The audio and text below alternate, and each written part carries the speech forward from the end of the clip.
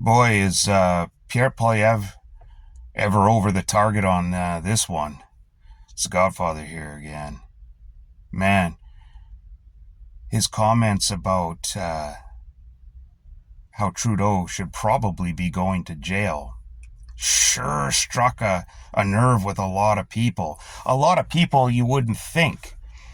Um, of course, the Liberals came out en masse with their hair on fire, screaming at the sky because, oh my God, this is it's so unparliamentary, and oh my God, oh, he has to apologize, he has to, oh. Yeah, okay, sure. It's not like Trudeau isn't an absolute scumbag. We all know that he should be in prison. I mean, anybody who denies that is either incredibly naive and just ignorant, or they just don't want to see it and they pretend it doesn't exist and they pretend that Trudeau isn't an absolute clown shoe.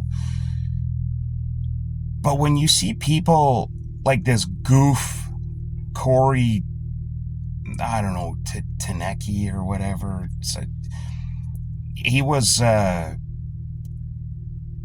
Doug Ford, cock gobbler for Doug Ford's election campaigns. This is the same guy that was constantly tripping over his own feet to undermine the Conservatives and Pierre Poilievre during this last general federal election that we had in the spring.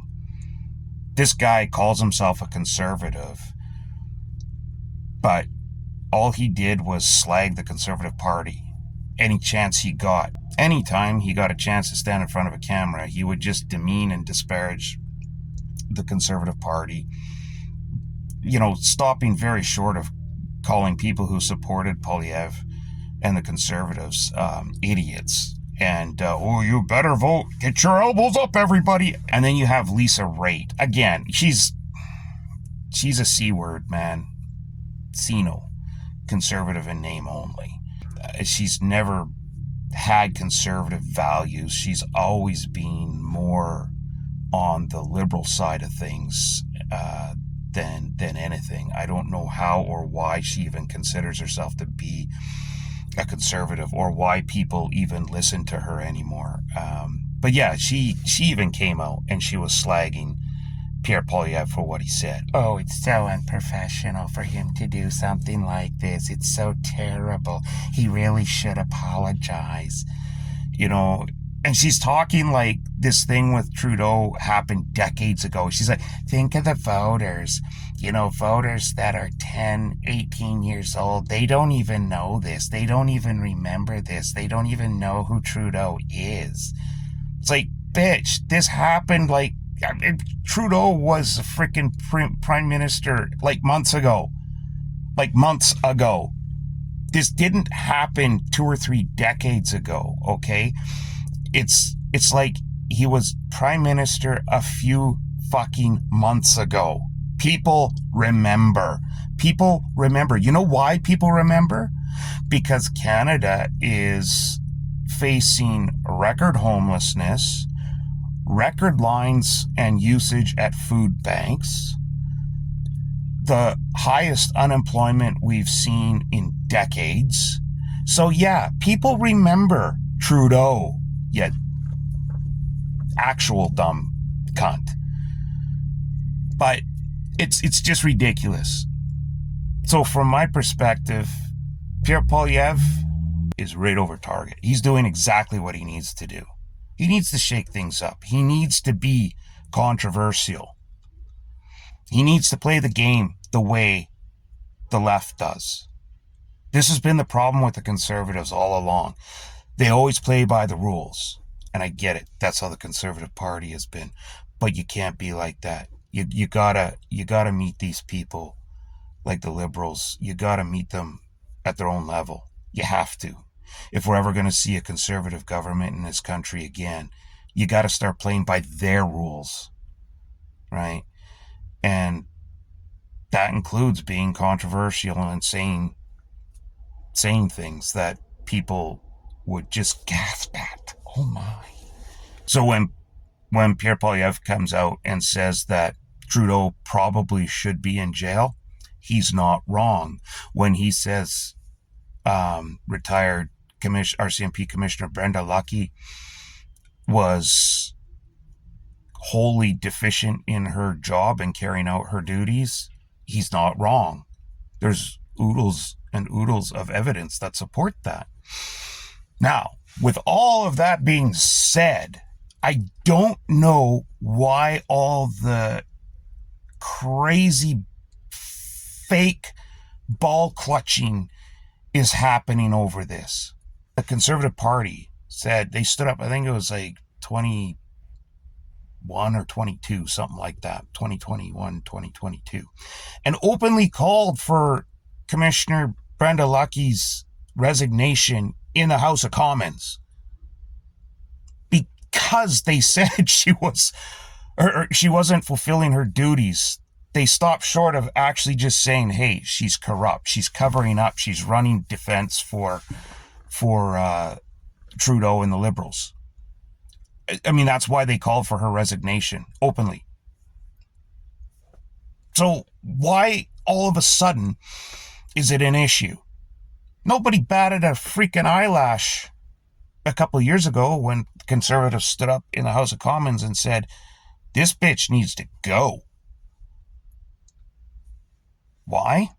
Because she's covering for Trudeau. Every time investigators come up and say, well, we've got all this evidence, she says, oh, well, it's not quite enough to meet the threshold. You see, we need 97, 98% beyond a reasonable doubt, and you've got like maybe 95, 96 right now. So we're not going to investigate any further on this to get it to that 97. So we just don't have the proof. So why nobody said anything then, but all of a sudden now it's a big deal? I don't know. It just tells me two things. Number one, the Liberals they're running scared. Don't believe the polls. The polls are full of shite. There's no way that whatever they're saying, like 85, 87% of Canadians are happy with what the Carney is doing. That little rat-finked, hunchbacked, 4'8" hobgoblin piece of shit that's just been selling out Canada left, right, and center. Why do you think he's spending more time in the air than on the ground? So he can avoid any contact with reporters or anybody, because he's scared shitless of anybody pushing him on anything, because he's got no answers. He's in so far over his head. I've seen it before 1,000 times where people get promoted, pushed up to positions that they just aren't prepared for, they're not ready for, they're not experienced for, and they struggle, and you see that look in their eyes, that desperation, but they're so arrogant that they just won't let go. And they're dangerous. These are dangerous people like this. These are very dangerous people, and it's proving every day, it's proving that theory is correct. Because every day Canada slips a little further and a little further away from us. And it's all because of the Carney. He has no idea what he's doing now that he's in the big chair. For years, he ran the show from the background. And he thought, hey, how hard can it be? I've been pulling the strings here for, years, since 2019. Some say since 2016. So how hard can it be to get into the big chair? Be the face of the whole show now. I've been doing this for years. What's the difference? Well, he's quickly finding out it's a big difference when it's your balls on the line now. And he runs away every chance he gets. He avoids any kind of confrontation whatsoever. So it's natural that the Liberals would pounce on this immediately and use this as an excuse, as a reason to disparage the Conservative Party and Pierre Poilievre in particular. They want him gone. Make no mistake. The Libs want him gone because they know that he will destroy the Carney in the upcoming election. They know that. So they want to put the Conservative Party in complete disarray. They want to mix it up. They want people double guessing everything. They want people going, maybe Poilievre is too rough around the edges. Maybe he's not what the people want. Bullshit. That's exactly what we want. We want people to go in there and say what we've all been thinking for the last decade. Trudeau should be in fucking jail. It's refreshing to hear a politician actually find his balls and come out and say it. And not just say it, but back it up. And not back down, not cower, not apologize. But to come out and say, look, I said what I said. I said the same thing 2-3 years ago when I called for Commissioner Brenda Lucky's resignation in the House of Commons. I said it then, I'm saying it now. That's so fucking refreshing coming from a politician, especially the leader of the opposition. So kudos to him. And people don't let things, don't get rattled by this. Don't go, oh geez, maybe we should have a leadership race or some shit. Like, that's exactly what the Liberals want out of this.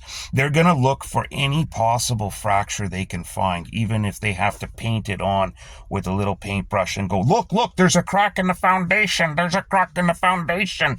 No, there's not. The support for the Conservative Party, the support for change has never been stronger than it is right now. And that even includes going back to April. So that's the second thing. The Liberals looking for any possible reason they can to remove all support for Pierre Poilievre. They want this chaos. That's exactly what they want. They want people double guessing, but it's not going to work. The one kind of surprise is the so-called conservatives coming out of the woodwork, like this what the hell was his name? Carnecki or whatever. Corey Tanecki and Lisa Raitt, supposed conservatives. These ones rushing out. But you know what? You look back through like the last few years, anytime the media deems that the Conservative Party or Pierre Poilievre in particular has done something just unbecoming of the leader of the opposition, anytime that happens, people like this Corey Carnecki and Lisa Raitt, they come running out immediately going, oh, they're so terrible. He's so good. I don't know why he's still leader of the opposition. They should really get rid of him. He's so terrible. And what do you got here? One, that Tarnecki guy is, basically a Liberal consultant, right? Yeah, whoop-de shit. He ran a campaign for Doug Ford. And the other one, the Lisa Raitt, the only attention she gets is when she's slagging her own party. I mean, these people are irrelevant twats. So, of course, whenever there's anything that the media determines to be controversial or unbecoming, in other words, any of their made-up bullshit, these two come running to the cameras immediately. It's ridiculous. Bottom line, put it out of your head. Pierre Poilievre simply said the same thing we're all thinking, the same thing we've all been thinking for the last 10 years. Trudeau belongs in jail. Probably.